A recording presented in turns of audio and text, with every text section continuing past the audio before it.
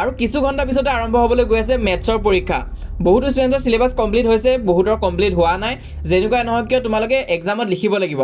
লিখি থৈ অহাটো মেইন হয় মেথছৰ পৰীক্ষাত। আজি আমি এক্সেক্টলি ডিছকাছ কৰিবলৈ গৈ আছোঁ এক্সাম হলৰ কিছুমান লাষ্ট মিনিট ট্ৰিক্স, যোনখিনি তোমালোকে যদি ফ'ল' কৰা তেনেহ'লে তোমালোকৰ 10ৰ পৰা 15 নম্বৰ এনেই অট'মেটিকলি বাঢ়ি যাব। তো চোৱা, মই অলৰেডি কৈছিলোঁ যে ক'ত কি প্ৰব্লেম হ'ব পাৰে আৰু তেনেকুৱাই হৈছে। অসমীয়াত মই কৈছিলোঁ যে টাইম মেনেজমেণ্টৰ প্ৰব্লেম আহিব পাৰে, যিসকলে আছামিজ টান পায় তেনেকুৱাই হৈছিলে। ইংলিছত লেংগুৱেজৰ প্ৰব্লেম হ'ব পাৰে বুলি কৈছিলোঁ, আৰু ইংলিছত কুৱেশ্যনবিলাকক সোধা ষ্টাইলটো তেনেকুৱাই হৈছিলে। আৰু ছ'চিয়েলত মই কৈছিলোঁ যে নিউ পেটাৰ্ণটোৱে প্ৰব্লেম দিব বুলি, আৰু ঠিক তেনেকুৱাই হৈছিলে। তো নেক্সট আহি আছে মেথছৰ পৰীক্ষা, আৰু মেথছতো তোমালোকে টাইম মেনেজমেণ্টৰ প্ৰব্লেমটো পাব পাৰা। তো কেনেকুৱাকৈ কি কৰিব লাগিব, এক্সাম হলত কেনেকুৱাকৈ তোমালোকে টাইম মেনেজমেণ্ট কৰিবা, তাৰপিছত পেপাৰ প্ৰেজেণ্টেশ্যন কেনেকুৱাকৈ কৰিবা, চব ডিছকাছ কৰিম। আৰু চোৱা, এক্সাম হলত যেতিয়া তোমালোকে যাই পাবা, নিজৰ লগৰবিলাকৰ লগত ডিছকাছ কৰি নাথাকিবা পঢ়া কথা, যে কাৰ কিমান পঢ়ি হৈছে। কোনোবাই হয়তো ক'ব পাৰে যে মই কিতাপৰ বাহিৰেও বহুতো কুৱেশ্যন কৰি থৈ আহিছোঁ, অমুক কৰিছোঁ তমুক কৰিছোঁ। তো সেইবিলাক কথা ডিছকাছ কৰি তোমালোকৰ কনফিডেঞ্চে ল' হ'ব।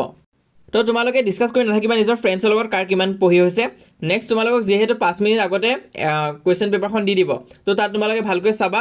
আৰু সেই 5 মিনিটত কেনেকুৱাকৈ ইউজ কৰিব লাগিব চোৱা, তোমালোকৰ মেথছৰ কুৱেশ্যনত অৰ থাকিব।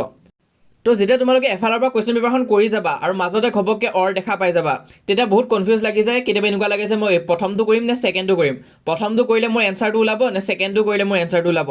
তো সেইখিনি তোমালোকে কুৱেশ্যন পেপাৰখন দিয়া 5 মিনিট যে হ'ব, 5 মিনিট যে এক্সট্ৰা টাইম পাবা কুৱেশ্যন পেপাৰখন দিওঁতে, আৰু সেইখিনি সময়তো তোমালোকে এনেও লিখিব নোৱাৰা। তো তাত তোমালোকে চাবা যে সেই অৰ কুৱেশ্যনখিনিৰ পৰা কোনখিনি তোমালোকে চিলেক্ট কৰিবা। আৰু যেতিয়াই তোমালোকে চিলেক্ট কৰি ল'বা, চিলেকশ্যন হৈ যাব, তেতিয়া MCQখিনি তোমালোকে নিজৰ মাইণ্ডতে ছল্ভ কৰিব থাকিব চেষ্টা কৰিবা। 5-6টামান MCQ যদি তোমালোকে আগতীয়াকৈ ছল্ভে কৰি লোৱা 5 মিনিট হোৱাৰ আগতে, তাৰপিছত যেতিয়া লিখিব দিব তোমালোকে স্পীডত লিখি যাব পাৰিবা। তো সেইটো এডভান্টেজে হয়। তো ফাৰ্ষ্ট অৰ কুৱেশ্যন চিলেক্ট কৰি ল'বা, কোনখিনি তোমালোকে কৰা, MCQখিনি কৰিব চেষ্টা কৰিবা। আৰু তাৰপিছত তোমালোকে চোৱা, চাইন মিষ্টেক নকৰিবা। বহুতে কি কৰে, পজিটিভ নিগেটিভ ইয়াত বহুত ভুল লগাই দিয়ে, সেইখিনি ভালকৈ চাবা। ফৰ্মুলা ভুল নকৰিবা, ফৰ্মুলা শুদ্ধ লিখিব লাগিব, ফৰ্মুলা ভুল কৰিলে নম্বৰ যাব। নেক্সট হৈছে, বহুতে কি কৰে, যেতিয়া এনচাৰটো ওলায়, ধৰি লোৱা ওলাইছে তোমালোকৰ চেণ্টিমিটাৰ স্কুৱেৰ বা ৰুট কিবা ওলাইছে, তো তেনে ক্ষেত্ৰত যদি তোমালোকে স্কুৱেৰটো নিদিয়া, ৰুটটো নিদিয়া, তেনে ক্ষেত্ৰতো তোমালোকৰ এনচাৰটো শুদ্ধ হ'লেও যদিহে সেই চিম্বলখিনি নিদিয়া, ইউনিটখিনি নিদিয়া, তেনেহ'লে কিন্তু নম্বৰ নাপাবা, হাফ মাৰ্ক এটা তাতে গুচি যাব। আৰু বহুতে কি কৰে, যেতিয়া সিহঁতে স্কুৱেৰটো লিখে, স্কুৱেৰটো সৰুকৈ নিলিখে, বৰ ডাঙৰকৈ লিখে, সেইটো এটা টুৰ নিচিনাই দেখা যায়। তো তেনেকুৱাকৈও নকৰিবা। মেথছত হেণ্ডৰাইটিঙৰ কথা নাই, খালি স্পষ্ট হ'ব লাগিব, যিখিনি তোমালোকে নাম্বাৰ্ছ লিখিছা স্পষ্ট হ'ব লাগিব, সেইটোৱে।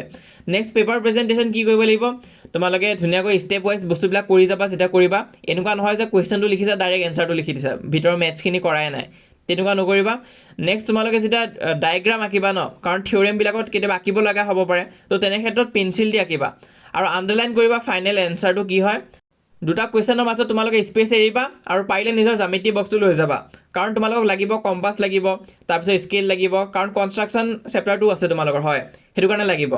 আৰু চোৱা, যেতিয়া তোমালোকে বহীত লিখিবা ন, প্ৰথমতে MCQখিনিতো MCQ চিটতে হৈ যাব, তোমালোকৰ OMRতে হৈ যাব। নেক্সট যেতিয়া লিখিবা, ধুনীয়াকৈ ছেকশ্যনটো দিবা, ছেকশ্যন বি, তাৰপিছত কুৱেশ্যন নাম্বাৰটো দিবা, কোনটো কুৱেশ্যন নাম্বাৰ তোমালোকে এটেম্প কৰিছা। আৰু যেনেকুৱাকৈ আমি ইংলিছ আৰু অসমীয়াত দিছিলোঁ এনচাৰ বুলি, ইয়াত তোমালোকে চলিউশ্যন বুলি দি দিবা, মেথছত চলিউশ্যন বুলি দিবা, ধুনীয়াকৈ আণ্ডাৰলাইন কৰিবা আৰু মেথছটো কৰি যাবা। এতিয়া ধৰি লোৱা তোমালোকৰ এনচাৰ ওলাইছে 70, এতিয়া তোমালোকে কি কৰিছা, ইউনিটটো লিখা নাই, ইউনিটটো লিখিব লাগিব। কুৱেশ্যনত কি দিয়া হৈ আছে সেই ইউনিটটো লিখিবা, ইউনিট নিদিলে কিন্তু হাফ মাৰ্ক এটা ডাইৰেক্ট কাটি দিয়ে। তাৰপিছত বহুতে কি কৰে, এনেকুৱা নিচিনা ৰাইট ছাইডত এটা কলম বনাই লয় সিহঁতে, এটা মাৰ্জিন টানি লয়, য'ত সিহঁতে ৰাফ ৱৰ্ক কৰে। তাত যদি কৰা তোমালোকে, তেনেহ'লে পেঞ্চিল দি কৰিবা। সেইটো ভুল বুলি মই কোৱা নাই, তেনেকুৱাকৈও কৰিব পাৰি, কিন্তু পেঞ্চিল এডাল দি তোমালোকে কৰিবা, কলম দি নকৰিবা, নহ'লে একে হৈ যাব। আৰু নেক্সট তোমালোকে যেতিয়া কিবা থিয়ৰেম কৰিবা, ধৰি লোৱা থিয়ৰেম কৰিছা চাৰ্কল চেপ্টাৰটোৰ ওপৰত কিবা কৰিছা, তেনেহ'লে তোমালোকে পেঞ্চিল দি আঁকি ল'বা, আৰু ৰাইট ছাইডে তোমালোকে পেঞ্চিল দি ডায়েগ্ৰামটো আঁকি দিবা। আৰু যোনটো লাষ্ট পেজ আছে, বহুতে কয় যে ৰাফ পেজ ঘৰৰ পৰা নিব পাৰিম নে, একদম নোৱাৰা। তো তোমালোকে যোনটো লাষ্ট পেজ আছে তাত এনেকুৱা নিচিনা এটা কাট লগাবা, কাট কৰি দিবা, আৰু হেডিং দিবা, ৰাফ বুলি হেডিং দিবা, আৰু তাতে তোমালোকে ৰাফ ৱৰ্কখিনি কৰিব পাৰিবা। তো যোনখন এনচাৰ স্ক্ৰিপ্ট থাকিব তোমালোকক দিব যে, তাৰে লাষ্ট পেজটো তোমালোকে এনেকুৱাকৈ কৰি ল'বা। নেক্সট কুৱেশ্যন কৰি যাওঁতে যেতিয়া এটা নোৱাৰা কুৱেশ্যন আহিব, তোমাৰ বহুত টাইম কনজিউম কৰি আছে, তেনে ক্ষেত্ৰত কি কৰিবা, সেই কুৱেশ্যনটো তোমালোকে জাষ্ট স্কিপ কৰি দিবা, আৰু যেতিয়া সময় পাবা তেতিয়া তাত ঘূৰি যাব লাগিলে। নেক্সট কথাটো হৈছে, তোমালোকে পেনিক নকৰিবা। কিবা এটা নোৱাৰা কুৱেশ্যন আহি গৈছে ধৰি লোৱা, সেইটো তোমালোকে যিখিনি গিভেন দিয়া হৈ আছে গিভেনখিনি লিখিবা ধুনীয়াকৈ।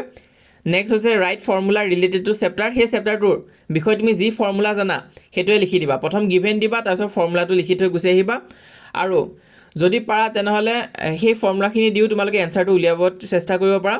আৰু কিবা এটা হ'লেও এটেম্প কৰিব লাগিব মেথছত কি একো ধৰি লও একো নাজানা কুৱেশ্যন আহিছে এইটো মই একদম বেক বেঞ্চাৰ ষ্ট্ৰেটেজি দিব গৈ আছোঁ একো নাজানা কুৱেশ্যন আহিছে অকল গিভেনখিনি দিয়া আৰু এনেকুৱাকৈ কৰা যাতে তুমি এটেম্প কৰিব চেষ্টা কৰিছা আৰু নাজানা কুৱেশ্যন কেনেকুৱাকৈ কৰিবা তাৰ ওপৰত আমি অলৰেডি এটা ডিটেইলত ভিডিঅ' ডিছকাছ কৰিছোঁৱে য'ত ধুনীয়াকৈ বুজাই দিয়া হৈছে হ'লেও ইয়াত এবাৰ মই তোমালোকক সৰুকৈ এটা বুজাই দিওঁ চোৱা ধৰি লোৱা ত্ৰিগোনোমেট্ৰিৰ কিবা আহিছে তোমালোকে এনচাৰটো উলিয়াব পৰা নাই যিখিনি জানা তাকে উল্টা পুল্টাকৈ বহাই থৈ গুচি আহা মানে এটলিষ্ট কৰিব চেষ্টা কৰা লাগিলে তোমাৰ এনচাৰটো নোলালে আধাতে তুমি বাজি গ'লাগৈ কিন্তু এটলিষ্ট তোমালোকে ট্ৰাইটো কৰি থৈ দিয়া তেতিয়াও কিবা এটা পাবাই জিৰ' নোপোৱা সেইটো কাৰণে তোমালোকৰ এনচাৰটো শুদ্ধ নহ'লেও গোটেইটো ওলাব নোৱাৰিলেও আধা যি পাৰা তাকে লিখি থৈ আহা হাফ কৰি আহিলেও নম্বৰ দিয়ে নেক্সট ধৰি লোৱা কুৱেশ্যন এটা আহিছে তোমালোকৰ চেপ্টাৰ নম্বৰ 13ৰ পৰা তাৰপৰা যিহেতু কুৱেশ্যন আহিবই তাত তোমালোকে গিভেনখিনিয়ে লিখি দিবা গম পাইছা যদিহে এনচাৰটো নাজানা গিভেন লিখি দিবা লেন্থ কি আছে উইথ কি আছে হাইট কি আছে গোটেইখিনি লিখি থৈ গুচি আহিবা আছামিজ মিডিয়াম হ'লে আছামিজত লিখি দিবা যেনেকুৱা মিডিয়ামে নহয় কিয় লিখি থৈ গুচি আহিবা গিভেনটো দি তাৰপিছত নেক্সট ধৰি লোৱা কিবা এটা কুৱেশ্যন দিছে থিয়ৰেম আহিছে থিয়ৰেম তুমি একোৱে ভালকৈ নাজানা কিন্তু ডায়েগ্ৰামটো বুজি পাইছা কি কুৱেশ্যন আহিছে সেই ডায়েগ্ৰামটোৱে ধুনীয়াকৈ আঁকি থৈ গুচি আহা কুৱেশ্যনত যি কৈছে সেইটো আঁকি থৈ গুচি আহা ডায়েগ্ৰামটো থিয়ৰেমৰ তেতিয়াও নম্বৰ পাবা তো এইখিনিত মানে তোমালোকক 0 নম্বৰ কেতিয়াও নিদিয়ে কিবা এটা হ'লেও পাবা তো জানাখিনিতো আমি কৰিমেই নাজানাখিনিও আমি এটেম্প কৰিম সেইটোৱে হৈছে মেইন কথা এটেম্প অল কুৱেশ্যন মই সেইটো কথাই ক'ম মেথছৰ কাৰণে আৰু চব ফৰ্মুলা চিটৰটো ফ্ৰী PDF দিয়ে থৈ দিছোঁ তাৰ উপৰি তোমালোকক কিছুমান ইম্পৰ্টেণ্ট ডিষ্ট্ৰিক্টৰ MCQ সলিউশ্যন থকা PDFো মই দি আছোঁ এতিয়াই তোমালোকে সেইখিনি চাব পাৰা যদিহে সময় আছে যদি সময় নাই একো নাই এই কোৱা কথাখিনি ফ'ল' কৰি যোৱা আৰু এক্সামৰ কাৰণে সকলোকে অল দ্য বেষ্ট হোৱাটছএপত জইন কৰিবা যিসকল এতিয়ালৈ জইন কৰা নাই বা এক্সাম দি আহি তোমালোকে জইন কৰি ল'বা কাৰণ তাত আমি যিমান পাৰোঁ সহায় কৰি গৈ আছোঁ PDF আদি দি আছোঁ ফ্ৰীতে একদম 100% ফ্ৰী এটকাও লোৱা নাই তোমালোকে জইন কৰিব পাৰা লিংকটো মই পিন কমেণ্টত দি দিছোঁ আৰু আমাৰ এই চেনেলটো ছাবস্ক্ৰাইব কৰি থৈ দিবা আমি যিমান পাৰোঁ তোমালোকক সহায় কৰি যাম